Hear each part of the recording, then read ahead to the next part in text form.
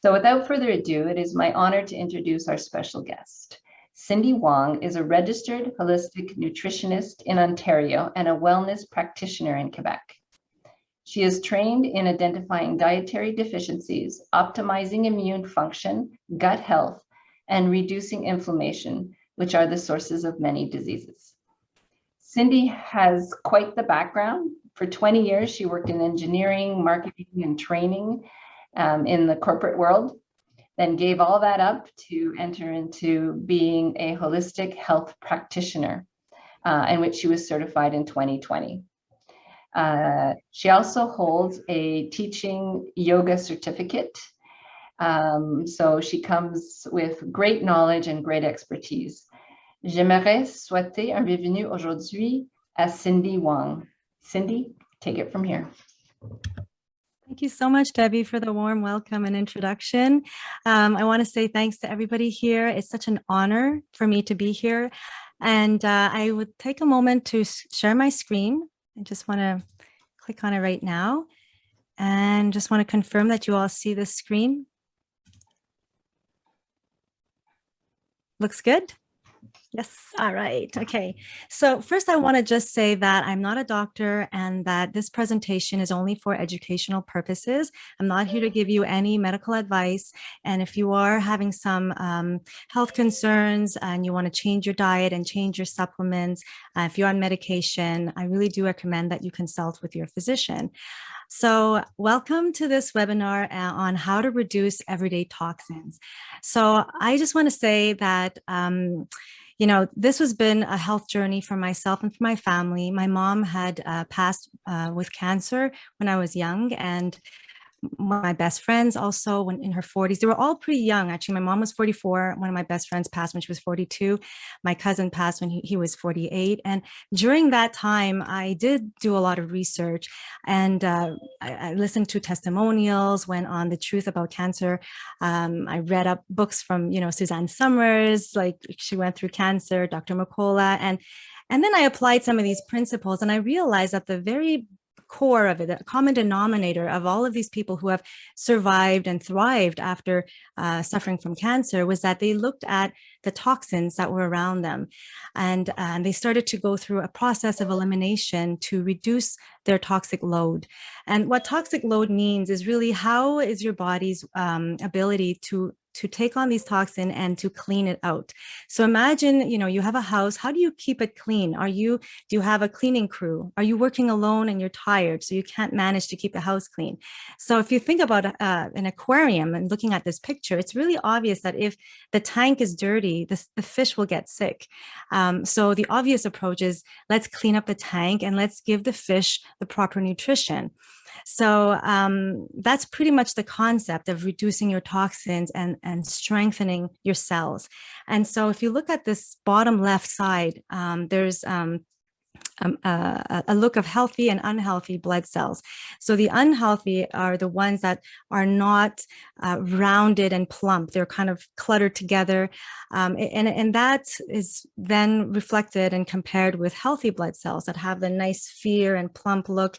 And if you contrast that with the dirty fish tank versus the clean fish tank, it really does send the message that, you know, if you have a sick fish, you're not just going to medicate the fish, you're going to also clean up the tank, because toxins in the body, it creates an environment for parasites, for microbes, for pathogenic, you know, bacteria to thrive. It creates an environment for them to, you know, continue to reproduce.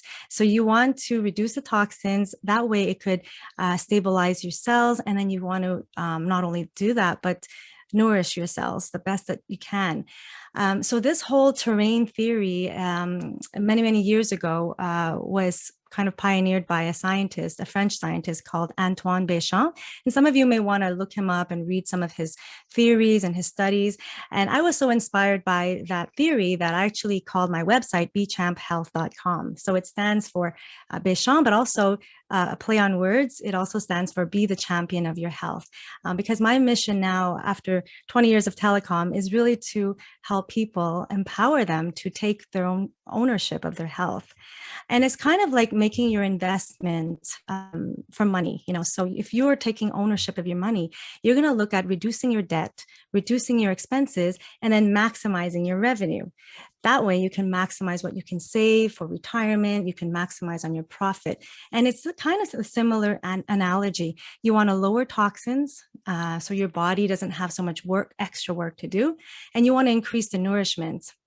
So toxins on the left, there's so many different types. There's physical types of toxins, there's chemicals, and then there's the emotional toxins, which are negative energy, stresses, fear. And these things can also affect your cell and can cause metabolic waste. So oxidative stress. So any stresses, think of it as a rusting metal, rusting nail. It can, kind of take on these waste matter. And so you want to be able to nourish your cells. So at the same time, it could take away this garbage, the metabolic waste. So I wanted to cover the 3 types of toxins. So in a way you have it in your head, what you can work on reducing. There's the physical stressors that are things that cause you pain in the body, like a toothache or a pinched nerve or a numbness. These are physical stressors. There's chemical stressors that are found in our food, in our cleaning products and skincare products as well. And actually, there's more and more chemicals coming out every year as we're looking into developing new plastics or new types of products. And so there's always new chemicals that are man-made. And so you want to be priming your body so that it's strong enough to detoxify. And you want to be aware of what you're putting into your body as well. And then there's the emotional toxicity, which is what I said earlier. They're pretty low vibration energies. The things that kind of make you slow down, fear, anxiety, stresses.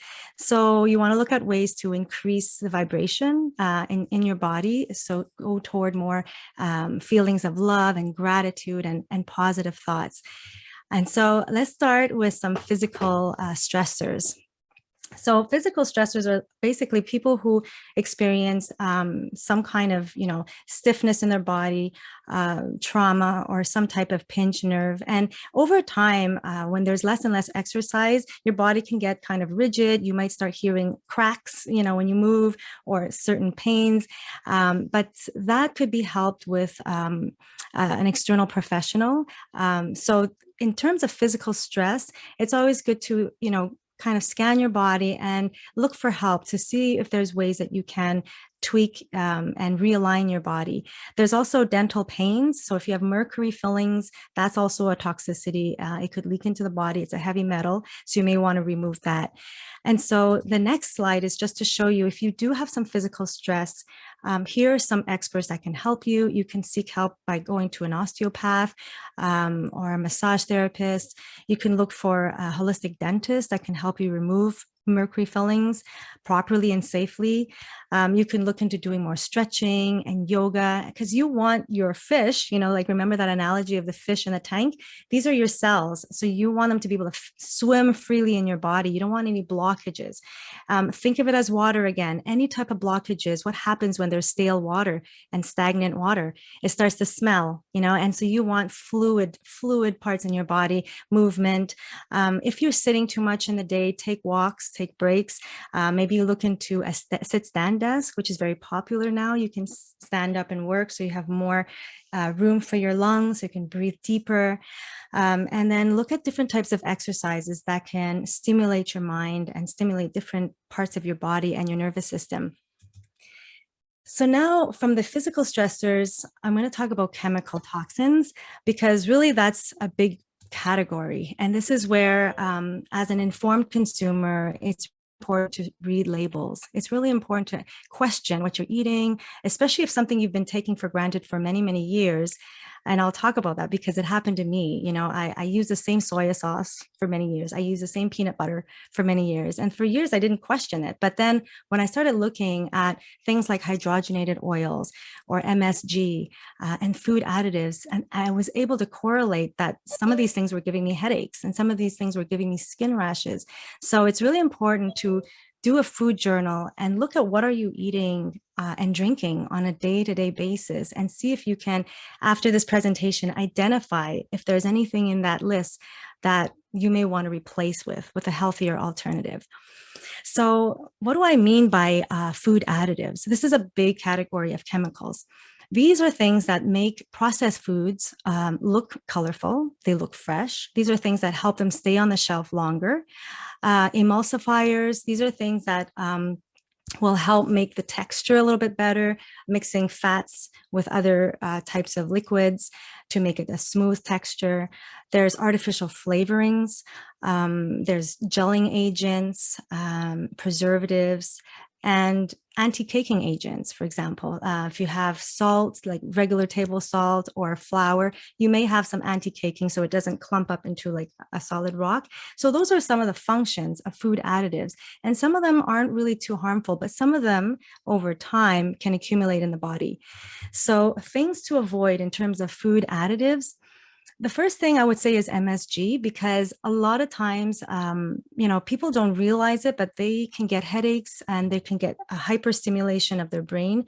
And they won't notice it right away. And this I've seen with clients and with my own family members, that sometimes they'll get a migraine 48 hours after eating a food with MSG. So 2 days later, and they won't notice it right away. So they won't be able to correlate it. And that's why it's so important to have a food journal. So look for foods that don't have MSG, but instead has flavorings using herbs like garlic and onion and paprika.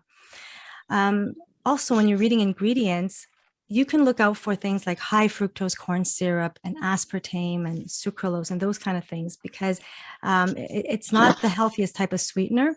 It can cause yeast to grow in your body, candida overgrowth, weight gain, inflammation, and also weaken your immune system. So if you eat too much of these types of foods that are high in sugar, high in artificial sweeteners, it could disrupt your gut microbes also, like microbes in your stomach. And so the alternative is to look for natural sweeteners like raw honey and blackstrap molasses.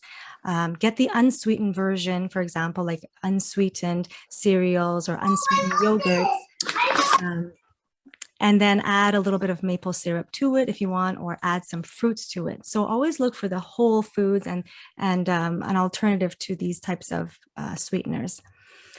And the third one is food dyes. So food dyes has become also a big allergen, and it's very, it's kind of like a mystery to a lot of people. They don't know. Oh, I think somebody needs to mute. If I can mute the person. Yeah, there it goes.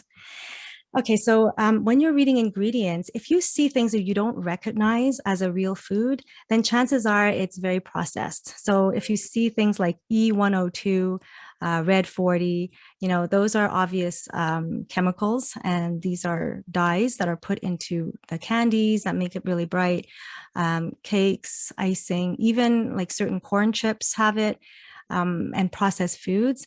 And the reaction sometimes could be rashes and hives. And so if you were to look at that and you see dyes, sometimes it's best to look for an alternative product that has natural dyes, like dyes from plants, like pomegranate with the redness, the cranberry. Sometimes they'll use cranberries or beets, blueberries for the blue color, chlorophyll for the green color, beta carotene. It's also a natural substance that is used for orange. Sometimes they'll add it to cheese to make it look orange. So just kind of look out for chemical dyes and try to avoid that as much as possible. And here I have an example, an ingredient list for a very popular type of candy. And just off the bat, you can identify maybe 4 or 5 different types of additives that you want to avoid. So for example, corn syrup. Corn today is very GMO'd, highly sprayed with pesticides. So right away, you're probably ingesting some kind of glyphosate or some kind of pesticide in there. Hydrogenated palm kernel, that's the third ingredient. Right away, there's trans fats, which is really bad for the kidney and the liver, especially the liver, because it congests the liver ducts. So you want to avoid anything hydrogenated, anything that says trans fats or modified oils. And again, modified corn starch. This again has the GMO corn, artificial flavors and colors. Look at all of these different colors. So it's just important to read through the ingredients and, just have some awareness of that. And the other two I just mentioned for food additives is the trans fat and the hydrogenated oils. So there's convention margarine, butter, peanut butter, for example, that has hydrogenated vegetable oil. If you were to look at the ingredients right over here, you'll see the word hydrogenated vegetable oil.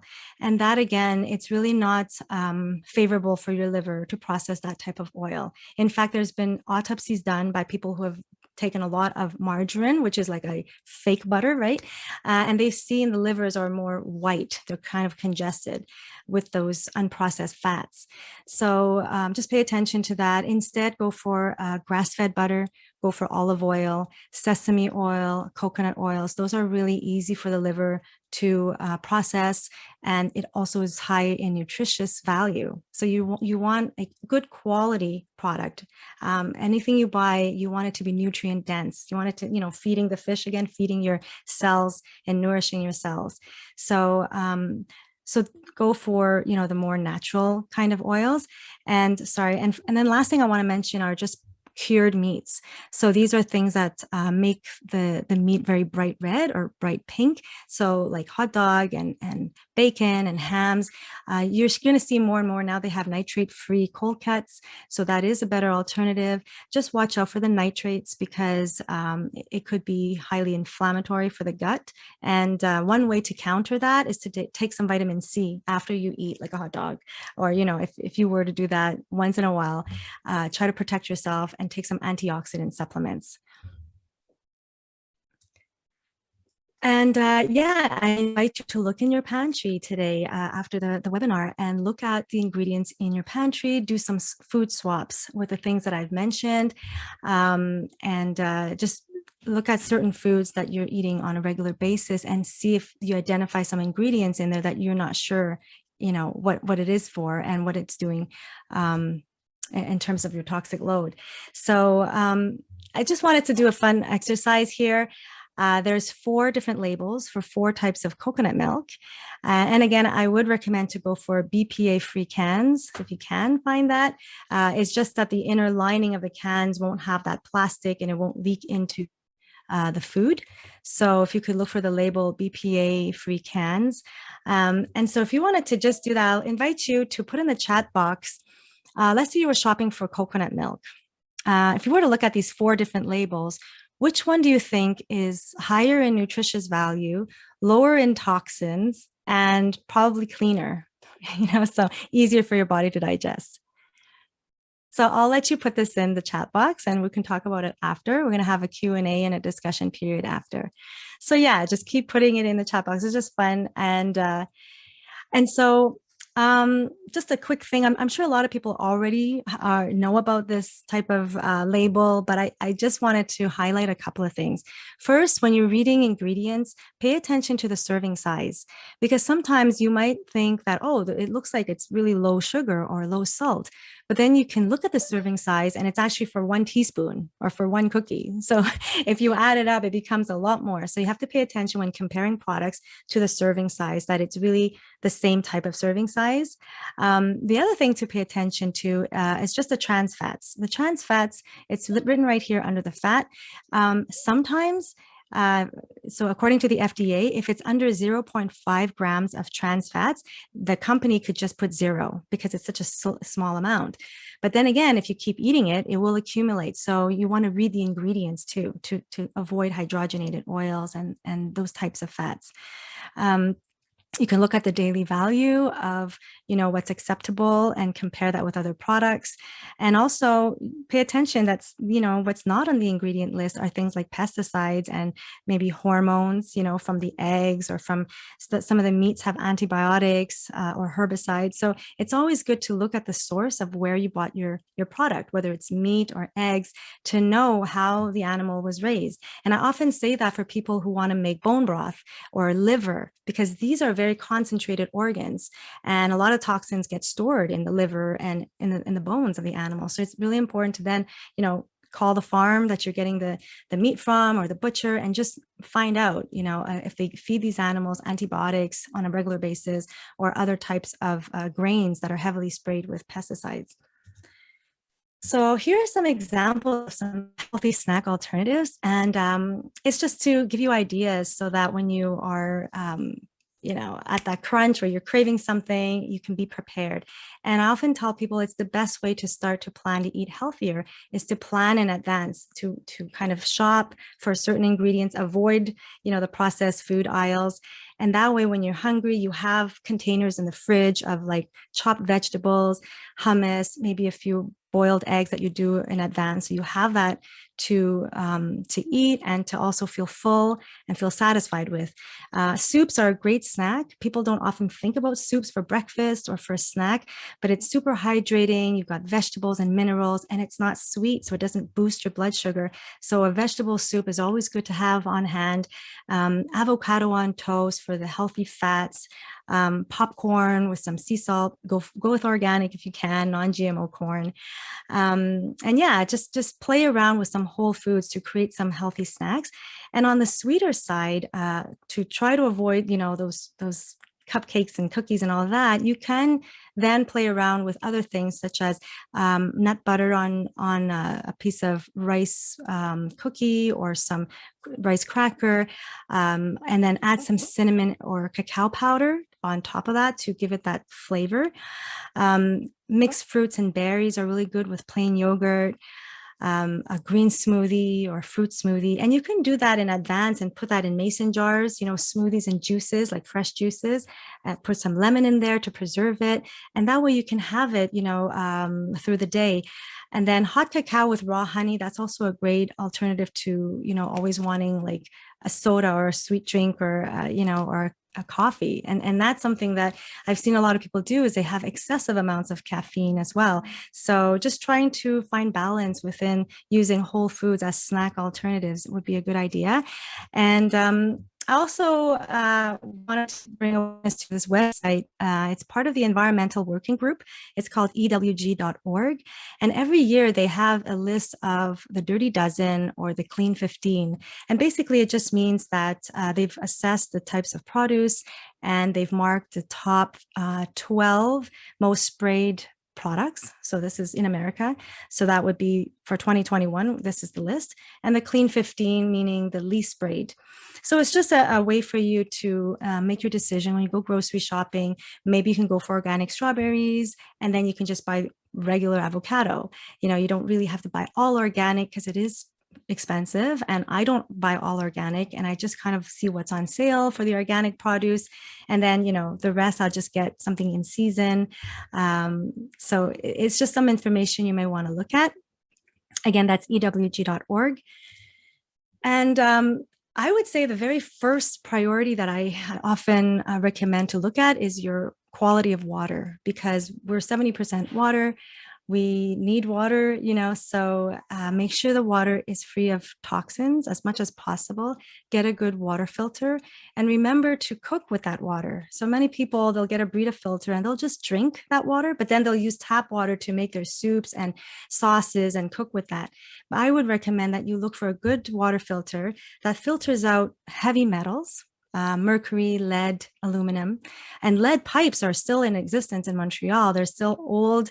I think in Ville Saint Laurent, any homes that are built before 1980s. There's in NDG, especially in the east of Montreal.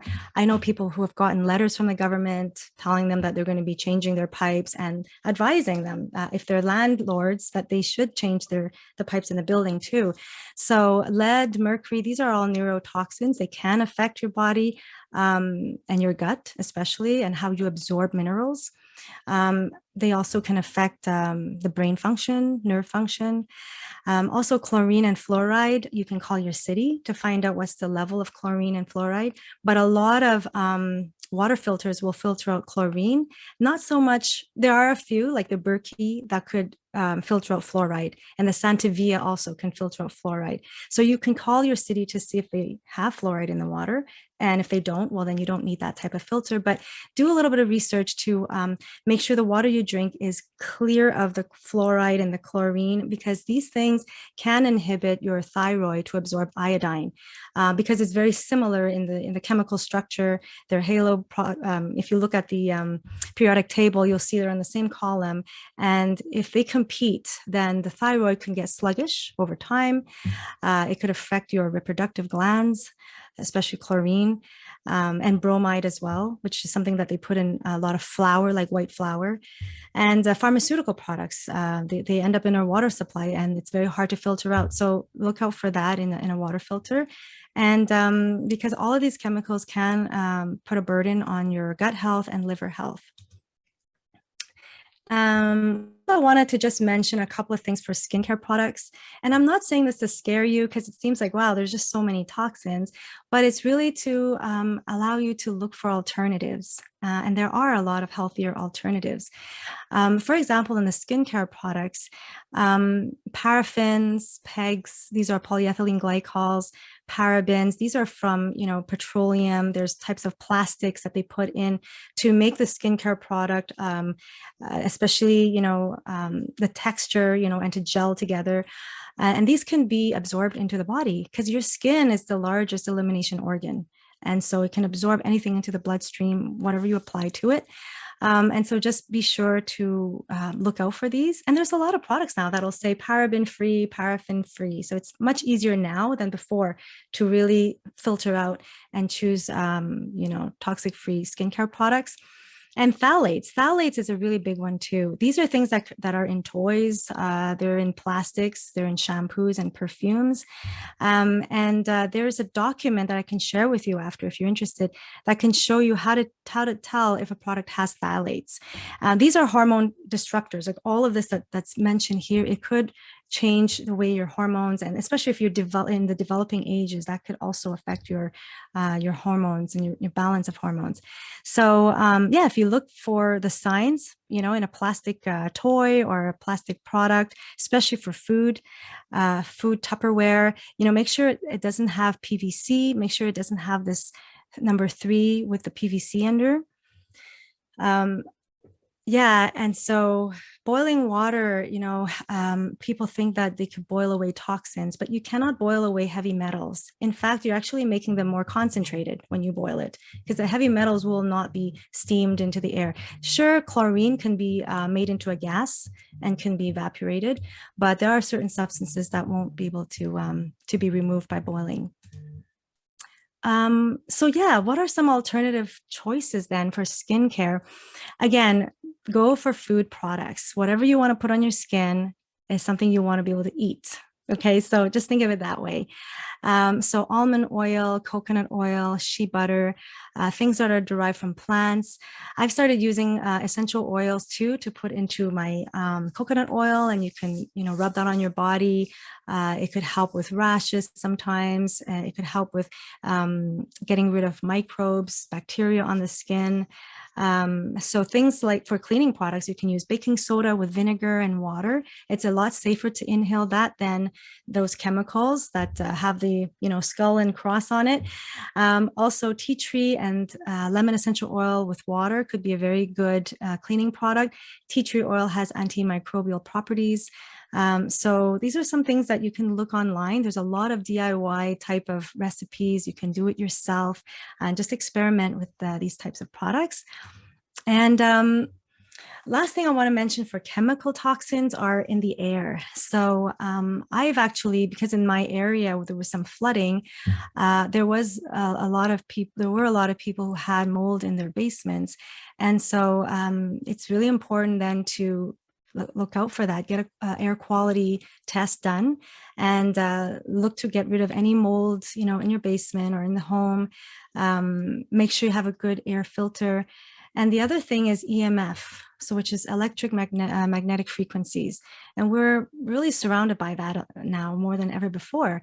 We have iPads and phones and a lot of electrical devices. So I will go on to show how you can protect yourself from EMF frequencies. So for air, you can get a HEPA filter. You can look at diffusing essential oils such as clove, tea tree oil. Sometimes sage can also do that to kind of get rid of any microbes in the air. Thyme essential oil, peppermint as well. For people who have allergies, they've used a combination of lemon and lavender to get rid of their allergies. You can do that overnight while you're sleeping to diffuse it. You can open windows once in a while, even in the winter, just to, clean out the air of the home. And you can also have plants that could have a purifying effect. So plants like aloe vera, spider plant, that's something you can put, in different parts of the house to absorb some of the stale air and to also give back some oxygen. And then in the bottom, I wanted to mention for the basement, if you were to hire a mold expert to test the air quality, they often will take a sample from the outside of your home and then take a sample from the inside of your home and send it to the lab. And they'll see, what's normal for you to have in the basement. And if it's too high on certain mold spores, they're going to let you know, and then they can help you with cleaning it out.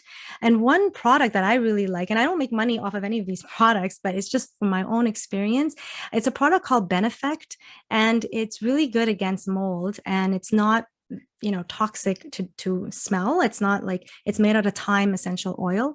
They use that in some hospitals as well. And so if you have a mold issue, you can, look into that. You can get it on Amazon.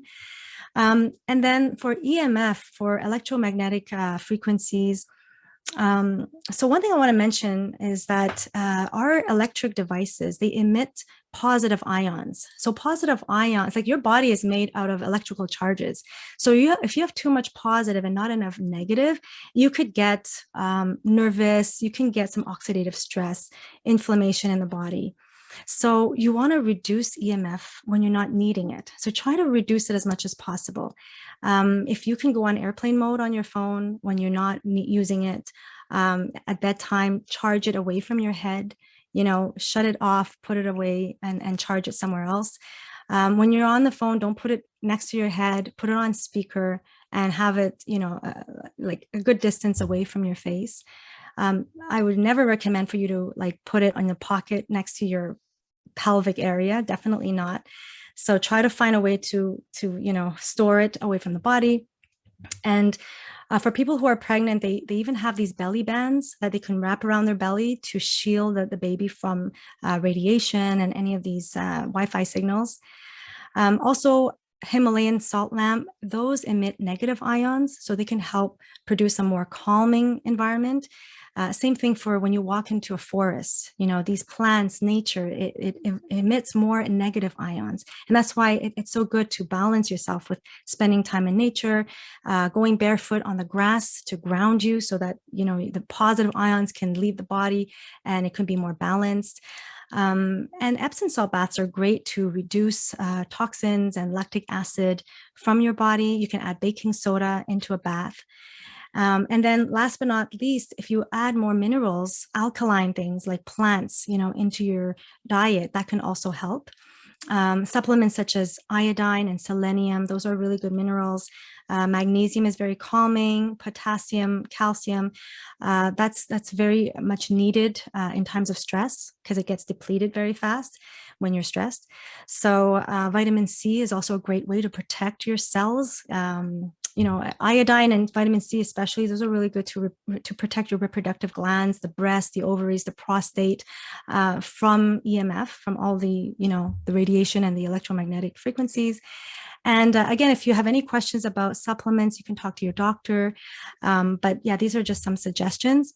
And in your household products, maybe you can put in the chat box some of the things that you've swapped out in the past.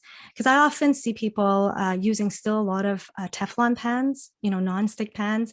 And these things have the plastics that can get into the food. And oftentimes, if you pay attention, you could actually smell it when you're cooking. And if they're scratched in any way, it could leach more into the food. So you want to replace that. And you want to replace aluminum as well. Aluminum can eventually, it's a heavy metal. It could build up in the brain. It could build up in different tissues. And so I would suggest getting stainless steel, using glass, Corning glassware in the oven, parchment paper instead of aluminum. And for the food packaging, stay away from plastics as much as you can, especially when you're heating it up. So if you're putting it in the microwave, use glass containers because the plastic, when it's heated, can then leak into the food. Also, water bottles, if you get a good water filter, buy yourself a glass water bottle and just use that. It'll be better for the environment and better for your health to not be drinking things that are, in touch with microplastics. And cleaning products, I covered that earlier. You can use baking soda with vinegar and just try it, little by little to swap it out.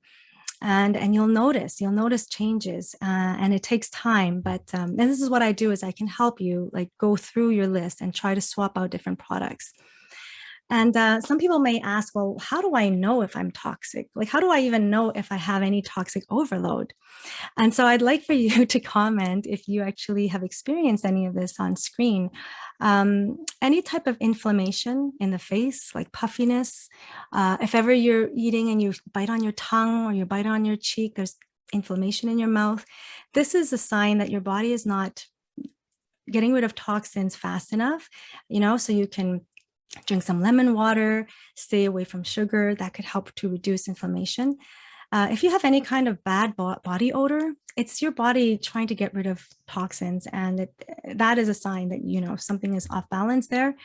If you have any white coating on your tongue, like if you want to look in the mirror after, and if you see a yellow or white coating, it's a sign that there's bacteria buildup also in the mouth. And don't forget, your mouth, it's connected through the GI tract. So that is a sign that there is also some bacteria imbalance in your GI tract, so in your gut. And then if you're really tired all the time, lack of energy, your body's working harder to process toxins. It could need some support from you. So that's a sign. Joint pain, could be a sign of heavy toxic loads.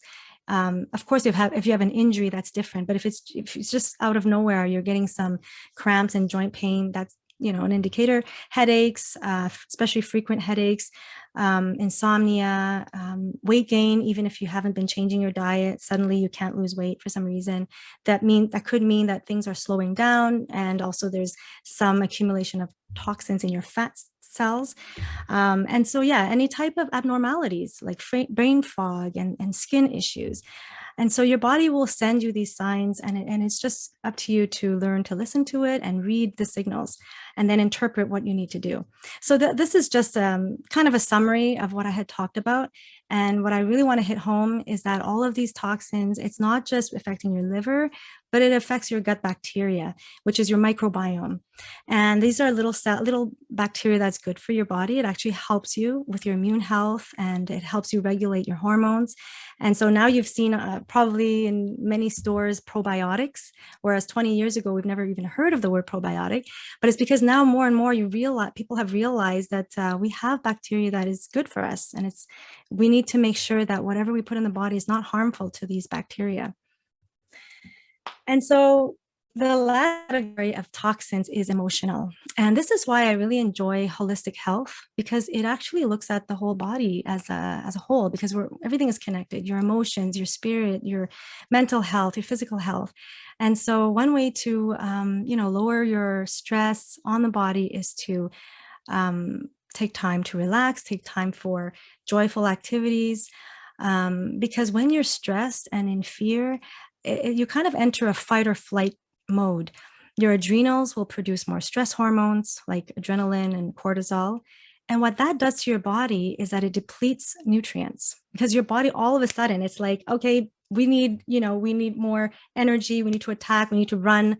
So if that's the case, oftentimes you can get depleted with the B complex, vitamin C, and these minerals that are listed here, the magnesium, the zinc, those get depleted very quickly during stressful times. And that's why oftentimes, when people start to get cold symptoms, they'll want to add back vitamin C and zinc. And so, those are some of the things you want to consider. And when you have oxidative stress, your body becomes more acidic. And when it becomes more acidic, it gets into that environment. Remember the fish tank? It becomes a toxic environment for yeast and fungus and all of these microbes to actually fester. So take time to lower stress, take time to learn some deep breathing, do some yoga, watch things that make you laugh, use some essential oils that are uplifting, like wild orange. That's a really good mood booster.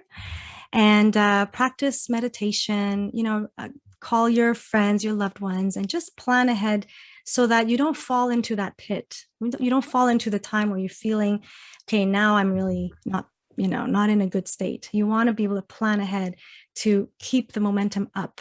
So setting an intention the moment you wake up to, to be grateful, to do certain things that bring you joy, like dancing or taking walks in nature, that could be very helpful and healing.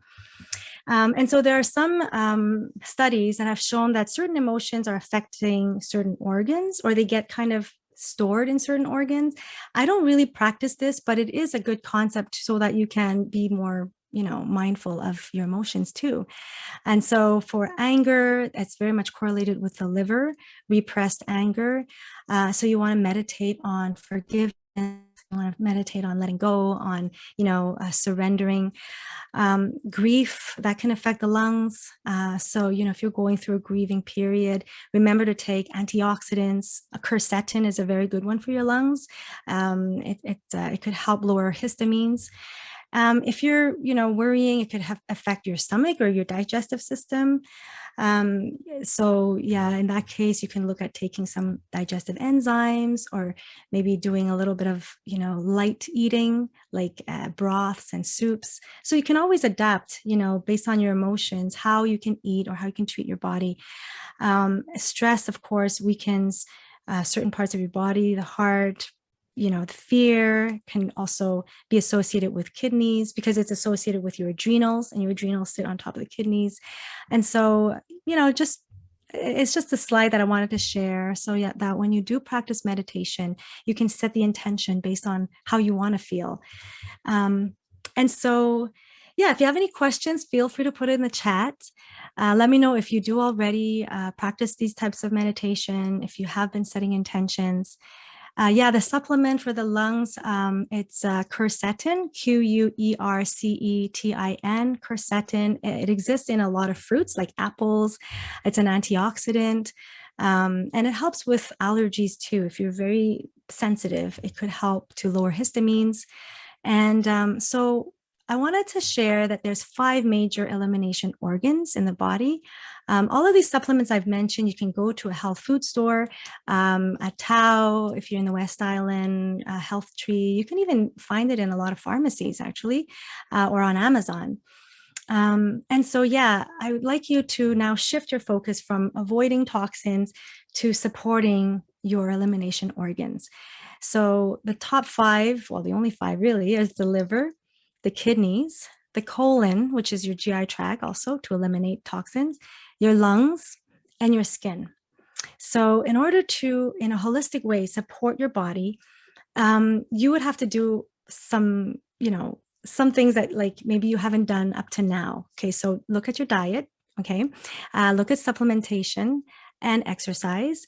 Look at your sleep quality, see how you can improve your sleep, and your emotions. So those would be the steps to, kind of work on.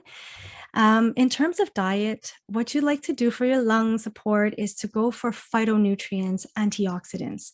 So whole foods. So anything colorful like berries, herbs, those are really good too, to kind of kill off microbes, because your lungs is the interface to the outside world. It's taking in pollution, it's exchanging with the outside world.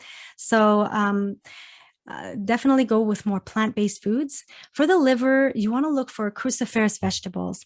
These are vegetables that are really high in sulfur, which is a key component for your liver to make glutathione. And glutathione is the master antioxidant in the body. It helps to detox. And so you want to put more things like cabbage and broccoli, cauliflower, asparagus, Brussels sprouts, like the sulfuric smelling vegetables. So also for your skin, you want healthy fats. If you're experiencing rashes and eczema, there's 2 major things I can think of. One is to lower toxins, because obviously there's something that it's expelling. But the other aspect is you want to strengthen your skin membrane. So you want to strengthen it with healthy fats, like fish oils, coconut, avocado, nuts and seeds, olive oil. And some people take flaxseed oil by the capsule, and that could help as well. So always look at it in terms of lowering toxins and then raising the nutrient so that you can better protect your body. And then for your colon, for the microbes in your colon, it's really good to look into fermented foods, except if you're on chemotherapy, if you're, immune compromised, you would want to talk to your doctor about this. But probiotics, they exist in capsules, but they also exist in live foods, such as yogurt, kefir, kombucha, miso, and sauerkraut. These are foods that have been used for many, many years in traditional recipes. So yeah, look into that. Look for some fermented foods to add into your meal every day. Have a spoon of sauerkraut with dinner.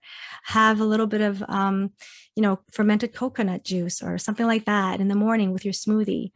So yeah, for colon health, spices, herbs, collagen is really good. Bone broth is really good. And for the kidneys, definitely drink lots of good quality water. Teas like lemon water, those are really good to clear the kidneys.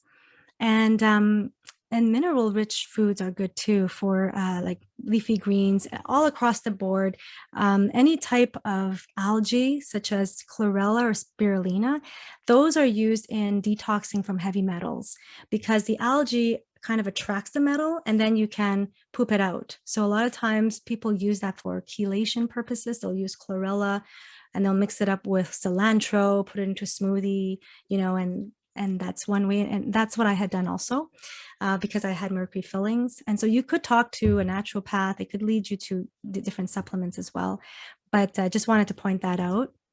And later on, I have a recipe for you to try. It's a heavy metal detox smoothie. So you can definitely, try that out. The slides will be available anyway. So if you have any questions, you can always ask me.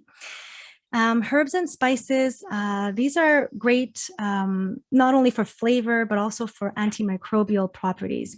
So did you know that in many cultures, they use these spices for teas in order to kill parasites? So any type of spice, any type that you have at home can be converted to a tea. All you have to do is take a spoonful of it, put it in boiling water, and put a lid on it for about 10 minutes. So if you have oregano in your kitchen, if you have garlic, ginger, rosemary, sage, basil, you can make a tea out of it. And you can drink that through the day to get rid of yeast and fungus. And then to support the liver, okay, yeah, I did mention heavy metal chelation. So if you have had mercury fillings, if you had lead pipes, if you had, things that are, possibly contaminated with aluminum, then once in a while, it's good to drink something that can help to boost your body to eliminate these heavy metals. So chlorella, vitamin C, E, cilantro, and selenium, those are good for chelation. Bitter greens are great for your liver. So if you think of like rapini or arugula, those are bitter greens. Bitter melon, those are really good for your liver as well. It helps your liver produce more bile. So it's a way for the liver to clean itself out. And there's a list of teas. These are for specific uses, but in the traditional sense, like fennel is really good for nausea. You can use, what are those called? Those little things that bowls with a little stick on it, and you can crush the herbs. Well, you can use that for fennel and or cardamom, and make a tea out of that for nausea. Lemon ginger, very cleansing. CCFT, that's coriander, cumin, and fennel. Yes, mortal pestle, yeah, or something like that. Thank you for answering. So yeah, digestive tea, this is great to have after dinner. Anti-inflammatory, I'm sure a lot of you have heard of curcumin or turmeric that can help with lowering inflammation. And one thing I want to note is you want to combine turmeric with black pepper because it actually works synergistically for your body to absorb it. It absorbs better if you combine turmeric with black pepper. So if you look for curcumin supplements, you'll often see that it has like a black pepper extract or purpurine extract. Antimicrobial herbs are cloves, oregano, garlic, If you have a cold coming, itchy throat, you could rub a little oregano under your tongue.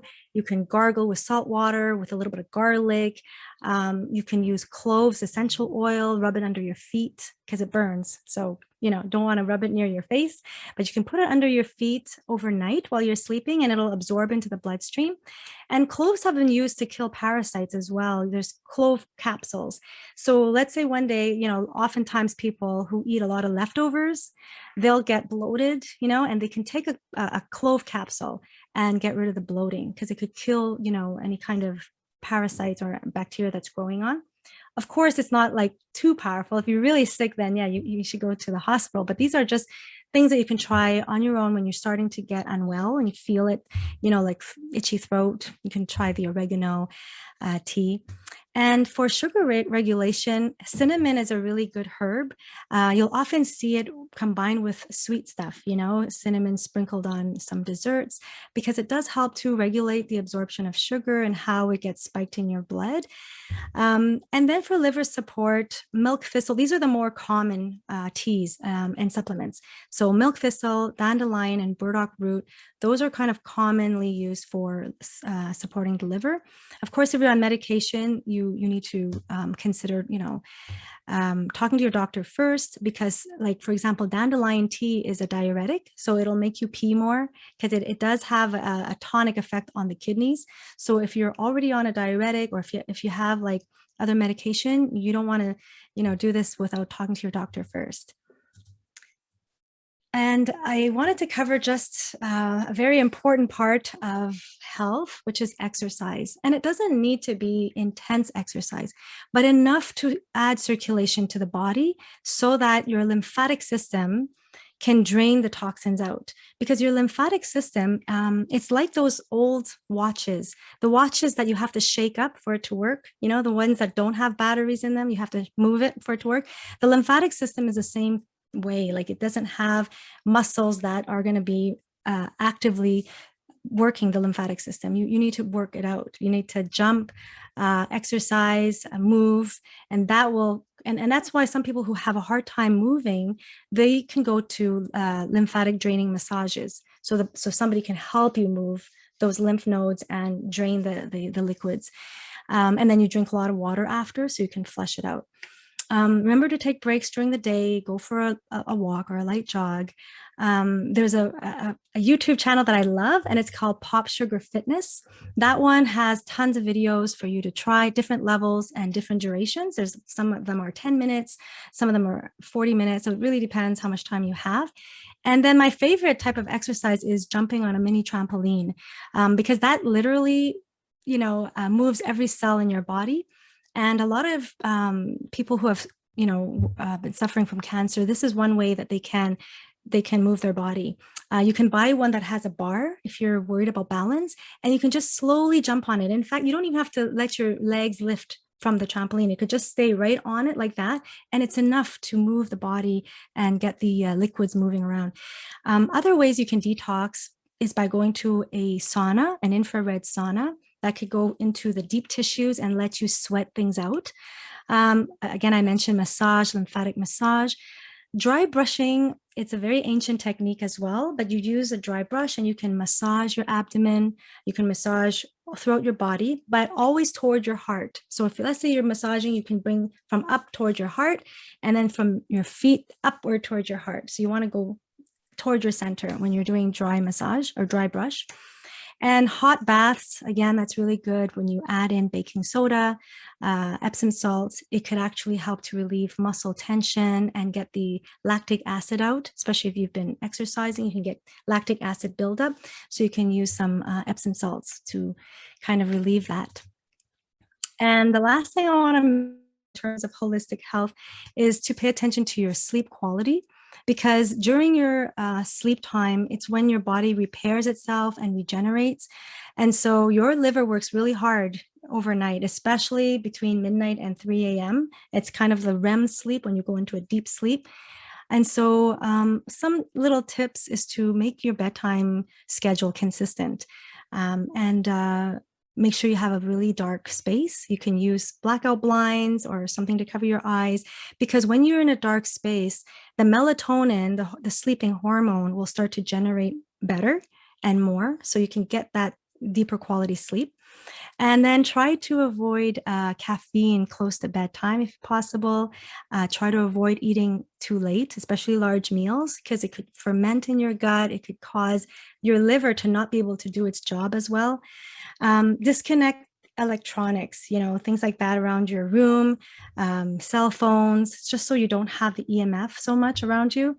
And if you can find things that calm you before bedtime, like using lavender oil, that's something very popular. People like to use lavender to calm them down. Read a book, nothing too, no cliffhanger books, something that's kind of boring and calm. So just to let you relax, do some deep breathing. And then use some herbal teas. There's a lot of calming teas out there that you can drink while reading your book, and just make that bedtime consistent. So I did cover the 3 types of chemicals, from stressors. So chemical stressors, physical and emotional. And here's a recipe that I wanted to share. Of course, you're not meant to memorize this, but if you look on the ingredients, you'll see that there's chlorella, there's greens like kale and cilantro. And for a natural sweetener, you can use some dates, a little bit of dates, or a fruit like berries, and ginger. So that's all very supportive of the liver. And I wanted to just end this by thanking you all. I am offering free sessions for anybody here that wants to ask me questions but don't want to share it publicly. If you have any questions about this webinar, you can contact me at cindy@bchamphealth.com. And of course, if you have questions about how to do a meal plan, or, how to do food journaling, which is what I think everyone, it would be fun for you to try, to just journal a few days of what you put in your body, what you're eating, and just to see, if there's anything in there that you can swap out for some healthier alternative. So yeah, I think that's it. That's the end of my presentation. And I also want to say, if you want to go to my website, bchamphealth.com, you can go there to look for more information for immune health. And I have some blogs up there as well.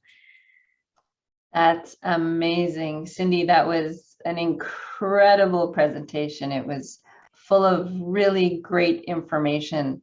I'm sure if you didn't catch it all and you want to re-watch this video, the West Island Cancer Wellness Center will be putting it up on its website. Just give us a few days to get organized to do that. And if you don't know where that is, don't hesitate to give us a call or to email us at wicwc@wicwc.org. On behalf of everybody, I see you're getting tons of applause and thank yous and in the chats. So Cindy, thank you again. And I wish everybody wellness and have a beautiful day. Bye for now.